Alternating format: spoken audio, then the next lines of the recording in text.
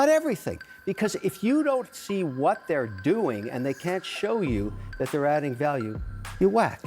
Because I'm reading what the individuals from Kansas City have been saying, that they're very concerned. What do you think they're going to say when they're going to get whacked? Of course they're going to say that, but my point is, do we think that's smart? To live in an American city, just go under? How many American cities need a massively oversized federal government to stay afloat? I mean, isn't that said more about the city than the government?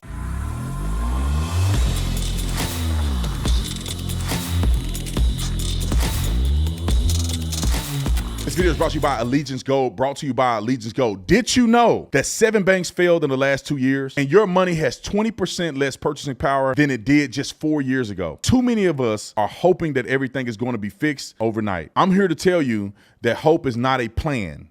Investing in gold from Allegiance Gold is. Gold has been the one thing that stood strong for thousands of years. Through wars, recessions, and financial collapses, gold has stood the test of time.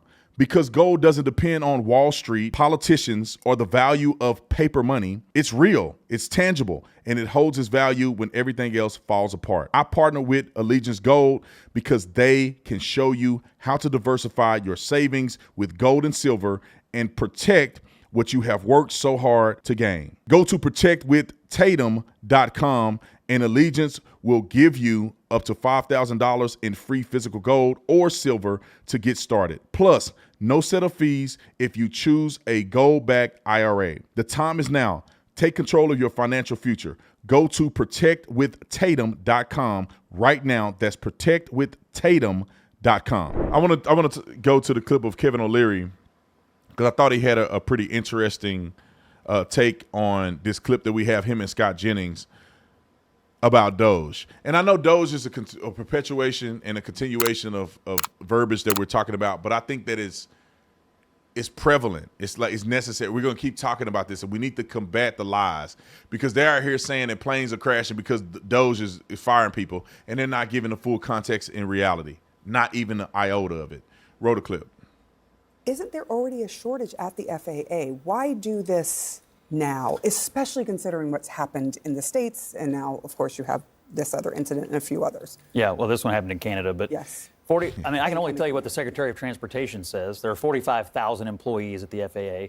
We're talking about fewer than 400 people, and he says 0 air traffic controllers and critical safety personnel were let go. So if that's true, I don't really have a problem with it, to be honest with you. I do like the idea of keeping the people who are in the direct chain of command of safety and the air traffic control system and so on and so forth. But I have a hard time believing that there is a single government agency that doesn't have a bloat of administrative personnel that we could probably do without. And I think that's why a lot of voters are happy that Donald Trump and Elon Musk are finally going through the federal government and trying to take out some of this bureaucary that we probably just don't need. So I'm reading to you what Sean Duffy says. He's the Secretary of the Transportation. I have no reason to doubt his numbers. Karen, when you hear this, I mean, look, Americans are concerned about bloat in the federal government. They have been for a very long time. What do you make of how it's been meted out? So the concern that I think a lot of Americans have, we can all agree there's bloat. We can all agree that we need to deal with that. At the same time, what we're seeing is speed for the sake of creating momentum, to create a sense of things are happening. At the same time, look what happened Friday. We had nuclear scientists fired, and then they said, oops, we need those people because they have a technical skill that nobody else has. So the problem that I have with the way they're doing it is and I went to the DOGE website to see if they would say anything about, look, we are conducting this process to make sure we don't harm American safety, their health, or take money out of their wallets. They don't say that. And they don't need to say that. Out the consequences and the impact of some of these things. If you're a doctor for the VA in the Midwest and you're told you're going to be fired or you're waiting for this court to play out, what are you supposed to do with your client the veteran who's got PTSD? Are you trying to find them someone else to go see because you're not sure if you're going to be there in 2 weeks? Or are you assuming you'll be spared because someone will figure out that it's probably not smart to get rid of doctors who are at the VA who may be working on a critical function? So that's the concern. I think this could have been done with a lot more thoughtfulness about how do we protect people's safety. Even if you said, look, we're going to take 2 weeks at each agency and try to do some kind of rubric to make an assessment, not putting it into an AI system, by the way, which is some of what we've read that they've done. And I think what we're going to find is a number of these oops moments that could be dangerous. Kevin, the optics of this is No, what no, you're referring to. I think the issue is they're not whacking enough. There's this concept in private equity when you get a bankrupt company and you go in there, you cut 20% more than your initial read. And then you find like a pool of mercury, the organization gels back together again.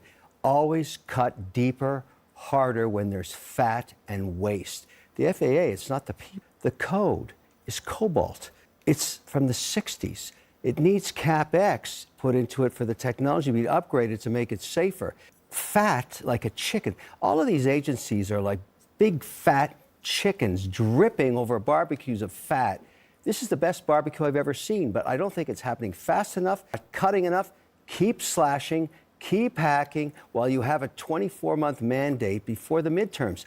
Cut, cut, cut, cut, cut, more cutting. Believe me, it's going to work out just great. Everybody should be happy Even people with the about nuclear this. codes, cut them too? Cut everything. Because if you don't see what they're doing and they can't show you that they're adding value, you whack. But It's not clear that Go they're ahead. even asking people to show us what you're doing. Again, this was a story Friday, and literally Elon said, oops, we gotta rehire them because nobody knows how to do what these people know how to do. Yeah, the And he nuclear admitted- thing. Okay, gets it wrong once in a while. Big deal. So what? I agree That's with that. 10% of the time. It's okay. I actually think it's okay if they run into a stumble here or there because the project is so massive. The need to cut is so massive. The government is so massive. It's inconceivable that you wouldn't make a mistake here or there. But I think that's acceptable if the greater goal is achieved, which is a smaller government, more efficient government, Even if trim the fat. someone dies, or even if someone, because Are we're you talking alleging about, that someone has died from? we don't know. I'm talking about when the We don't rubber meets know. the road. I'm talking about, for example, Kansas City, 30,000 government employees might be laid off. It will destroy the economy of Kansas City. That's okay. Why do you say that? Because I'm reading what the individuals from Kansas City have been saying, that they're very concerned. What do you think if they're going to 30 say when they're going to get Of whacked? course they're going to say that, but my point is, do we think that's smart Does to the- live in an American city just go under? How many American cities need a massively oversized federal government to stay afloat? I mean, isn't that Again- says more about the city than the government? But But should when we did we do get it to the smart? point where presidents are measuring themselves by how many people out of work instead of how many people they get Not jobs a for? moment too soon. Yeah, Not a this moment is too crazy. soon. This is Because- absolutely because the and government if they're, only and if ever they're gets big bigger, fat never chickens, smaller. hopefully they lay some eggs and maybe then we can afford it. These people so silly. It's crazy to me. Cutting people, firing people is a part of the game, especially when let me just put it in perspective. When the head coach is hired in football, I don't know how they do in basketball. I'm assuming it's all the same. When a head coach is hired to take over the University of Arizona, he goes through and fires everybody that the old coach had in place, unless there's strategic people that have proven year in and year out that they're irreplaceable. He fires them, bring his own people in. That's what you do. If you acquire a company, you do an evaluation and say, I'm acquiring this company. I want to cut spending by 72%.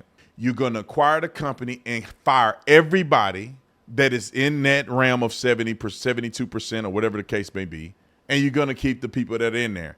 Then you will reassess after making that evaluation how many people I want to bring back, and the people that I'm bringing back are the people that are my people. Therefore, they're trained, they're in the culture, everything is the way I want it. That's how you do it. You go into the government, the American people had a mandate to say cut government spending. It doesn't take a rocket scientist to look at it and say, what are 400 people doing right here? Absolutely nothing. Are they needed? No. Okay, cut these people. They're on probation. Therefore, they're not entitled to any benefits or anything. They're let go. Here's the thing. You can't be afraid to cut people because they're going to be unemployed. Everybody's taking a risk out here. I'm taking a risk. Am I protected by the government? No, if this stuff go under, it's all on me. So you being afraid of losing your job is no different than me losing my job. You may be subject to losing your job at some point. I don't know why they feel like that the government can't cut people's jobs. 30,000 people are going to be, well, too bad. That's too bad. When these companies go under, when companies go belly up, bankrupt, they get acquired, people lose their job. Whole slew. What are y'all saying?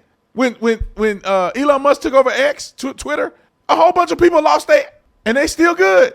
The country didn't end. Silicon Valley didn't go out of business. California didn't go more bankrupt than they are. People just lost their job. They get another job. You have a skill, go work somewhere else. All right. I like that clip. That was one of my favorites. Is there more to it? That was it. I like that clip. I think that was a little bit of reality check.